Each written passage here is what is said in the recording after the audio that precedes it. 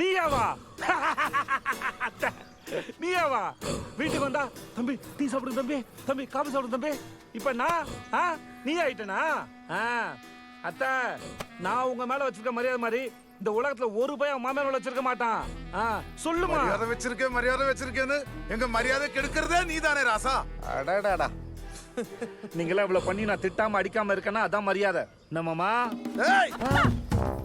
என்னப்பா பண்றீங்க? என்ன கைய இப்படி ஆட்டுனீனா அடிச்சுவீங்களோ? அடுத்துதான் பாரு, அடுத்துதான் பாக்குறேன். ஏமா இருமா, புளி விடுமா. கைய வாங்குறீங்களா? கைய வாங்குறீங்க அவன. ஆகாசம் யாருன்னு காட்டுறானுங்க. அருவாளை கீழே போடுறா.